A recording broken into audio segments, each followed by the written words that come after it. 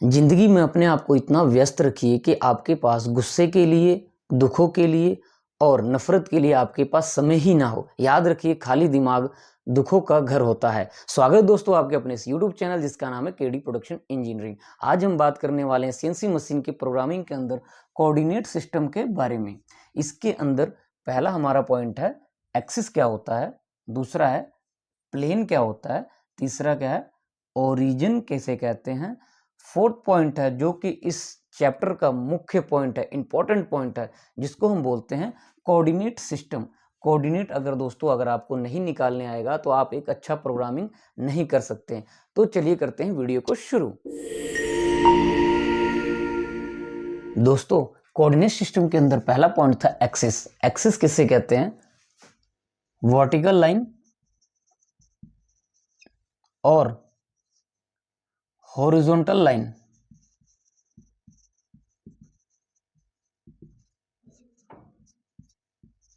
Vertical line और horizontal line को हम एक्सिस कहते हैं। ये हमारा पहला पॉइंट है। दूसरा पॉइंट है प्लेन। जब हॉरिजॉन्टल लाइन और वर्टिकल लाइन आपस में मिलते हैं तब हमारा प्लेन का निर्माण होता है। जैसे दोस्तों आपने देखा, ये हमारा वर्टिकल लाइन है और ये हमारा हॉरिजॉन्टल लाइन है। ये जब आपस में मिले तो एक प्लेन का निर्माण हुआ। ये हमारा फर्स्ट क्वाड्रेंट है, ये सेकंड क्वाड्रेंट है, ये थर्ड क्वाड्रेंट है और ये फोर्थ क्वाड्रेंट। जब अब थर्ड पॉइंट हमारा है ओरिजिन। ओरिजिन किसे कहते हैं दोस्तों? जब हमारा प्लेन का निर्माण होता है, जब प्लेन का निर्माण होता है तो हमारे हॉरिजॉन्टल लाइन और वर्टिकल लाइन जिस पॉइंट पर इंटरसेक्ट करते हैं उसे हम ओरिजिन कहते हैं। और ओरिजिन जिस पॉइंट पे इंटरसेक्ट होता है वहां पे ये ओरिजिन की वैल्यू होती है 0 0। एक्स की वैल्यू 0 और जेड की वैल्यू उस पॉइंट पे होती है 0। अब हम बात करेंगे फोर्थ पॉइंट की। दोस्तों हम देखेंगे इस प्लेन के अंदर कि कोऑर्डिनेट हम बोलते किसको हैं। कोऑर्डिनेट हम उसको बोलते हैं किसी भी प्लेन के अंदर एक पॉइंट के उस पॉइंट की स्थिति या पोजीशन को बताए उसको हम कोऑर्डिनेट बोलते हैं। जैसे कि मैंने एक एग्जांपल लिया, यहाँ पे एक मैंने पॉइंट मार दिया, पॉइंट लगाया मैंने और इसका मैंने नाम रखा ए। अब ये ए की जो स्थिति और पोजीशन बताएगा उसको हम बोलते हैं कोऑर्डिनेट। जैसे कि अब हम देखेंगे एक्स।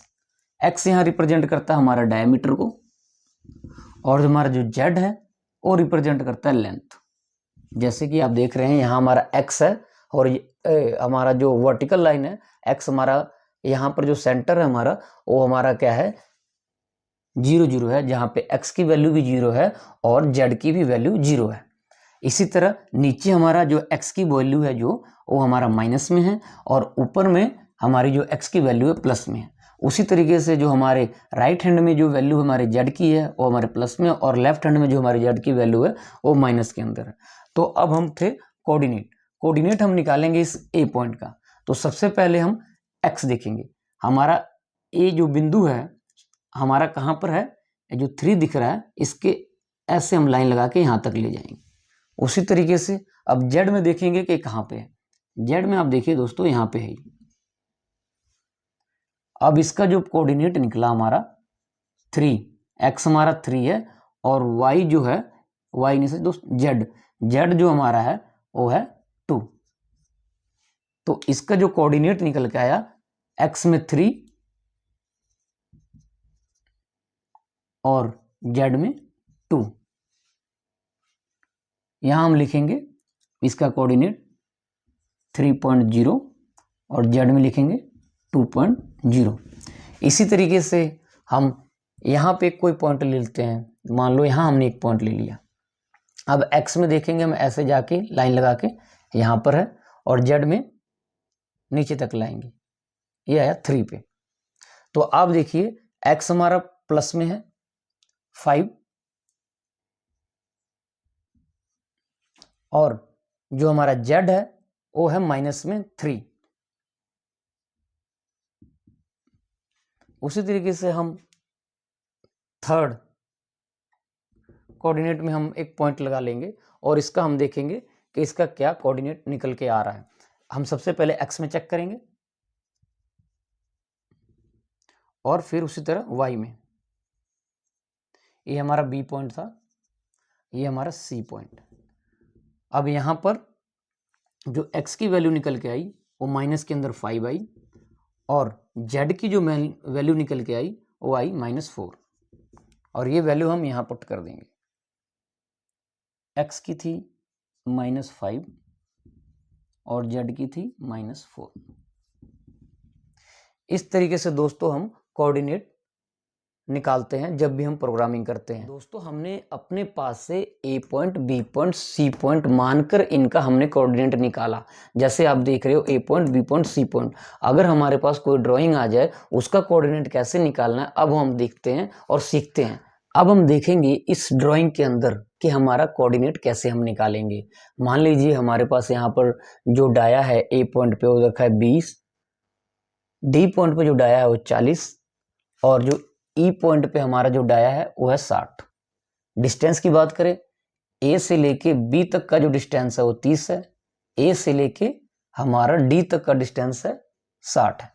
इसके अंदर हमारा जो एक्स है वो डायमीटर को रिप्रेजेंट करेगा, जो हमारा जेड है वो हमें हमारा जो है लेंथ को रिप्रेजेंट करेगा। ये हमारा टूल है। अब ये टूल को चलने के लिए हमें कोऑर्डिनेट की जरूरत पड़ती है। अब टूल हमारा कहाँ चले कैसे पता लगेगा, वो हम निकालते हैं कोऑर्डिनेट से। अब मान लीजिए हमारा ए पॉइंट पे, अब ए पॉइंट पे आने के लिए और इसको आगे चलने के लिए हम ऐसा क्या लिखे सीएनसी मशीन के प्रोग्रामिंग में कि वहां पे ये वर्क करे और ये हमारा टूल वहां पर चले। तो हम यहाँ पर देखेंगे कोऑर्डिनेट निकालेंगे हम ए पॉइंट का। यहाँ पर हमारा क्या है, जो हमारा एक्स की वैल्यू है ए पॉइंट पे वो है 20 और जेड की वैल्यू है वो है 0। 0 कैसे है, क्योंकि यहाँ जो हमारा जो सेंटर पे हमारा है जो x और z की वैल्यू होती है 0। हमने बोला कि जो हमारा z है वो लेंथ को रिप्रेजेंट करेगा। तो हमारा जो z यहाँ से स्टार्ट हो रहा है, जो हमारा लेंथ यहाँ से स्टार्ट हो रहा है जो कि हमारा 0 है और x में हमने बोला 20, तो 20 हमारा क्या है, जो हमारा डायमीटर है। तो इस तरह हमारा ए पॉइंट पे जो कोऑर्डिनेट निकल के आया वो है x की वैल्यू हमारी है 20 और जो z की वैल्यू है वो है 0। अब हमारा टूल जो है यहाँ पर आ गया, ये जो टूल है हमारा यहाँ पर आ गया पूरा चिपक के। अब यहाँ से आगे जाएगा जो, उसका हमने कोऑर्डिनेट लिखना है जो हमारे बी पॉइंट पे। ये जो टूल है ये मूवमेंट करके बी पॉइंट पे आएगा तो क्या कोऑर्डिनेट होगा, अब हम वो लिखेंगे दोस्तों। अब देखिए जो यहाँ पर डायमीटर है वो है 20 और जो लेंथ है, जो टूल हमारे जो लेंथ में हमारा जो टूल जो मूव किया वो है 30, ए पॉइंट से लेके बी पॉइंट तक। जो ये पॉइंट है हमारा, ये हमारा है 30, तो हम लिखेंगे 30.0। दोस्तों इसको हम लिखेंगे माइनस में। माइनस में क्यों लिखेंगे, क्योंकि जो हमारा जेड था ओरिजिन पर 0 था। अब जैसे ही हम उसके अंदर चलेंगे लेंथ में वो हमारा वैल्यू हमारा आएगा माइनस के अंदर। अब हमारा टूल यहां पर आ चुका है बी पॉइंट पे। अब हमने जाना है सी पॉइंट पे। तो यहां पर हमारा जो डायमीटर है, जो x की वैल्यू यहां पर आएगा वो आएगा 40 और जो हमारा लेंथ है वो हमारा जो रहेगा -30, क्योंकि हम x में ऊपर उठे हैं। अब हमारा टूल आ गया सी पॉइंट पे।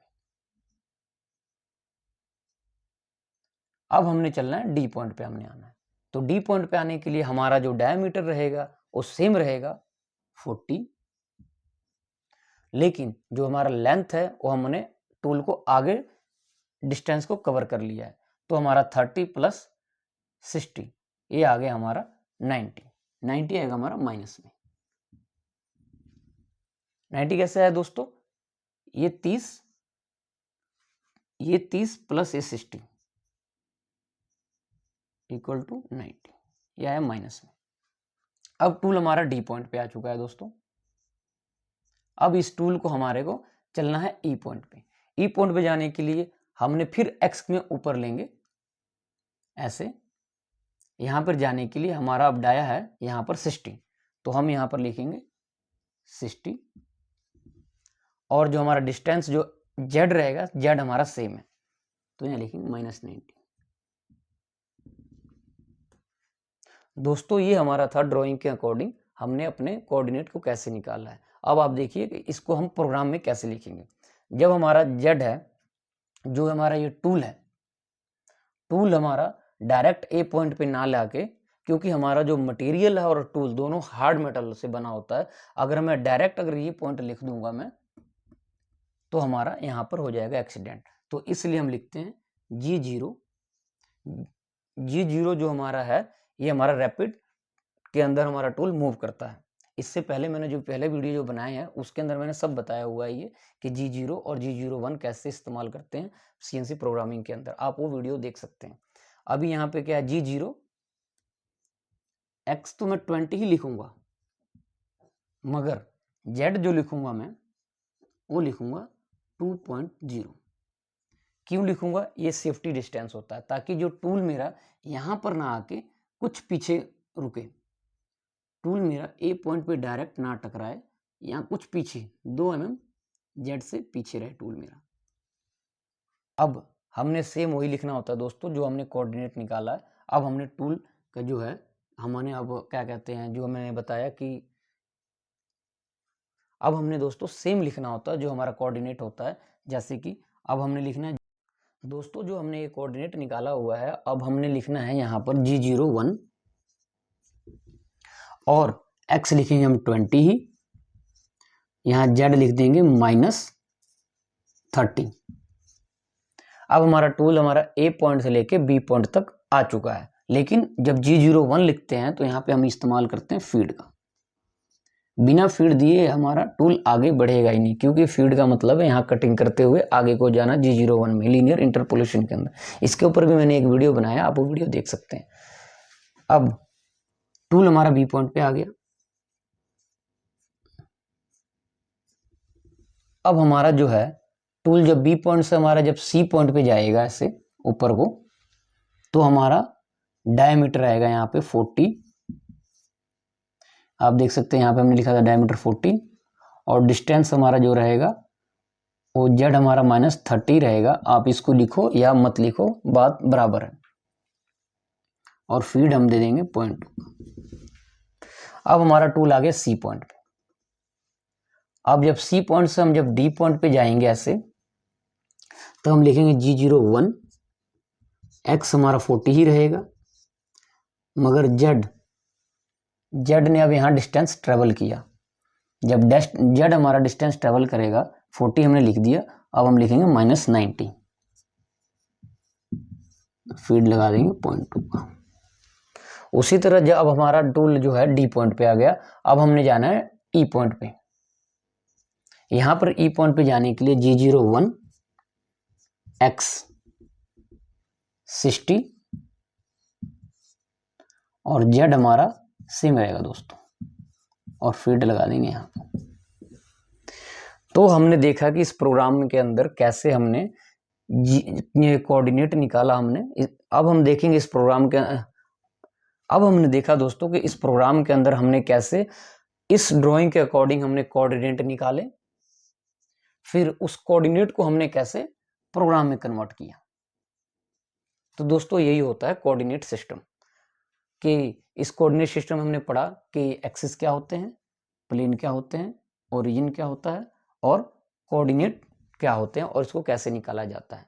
तो दोस्तों मैं आशा करता हूँ आपको इस वीडियो के थ्रू काफ़ी कुछ आज समझ आया होगा। आपको ये वीडियो पसंद आया हो तो इसको लाइक करें, कमेंट करें और शेयर करें। Thank you.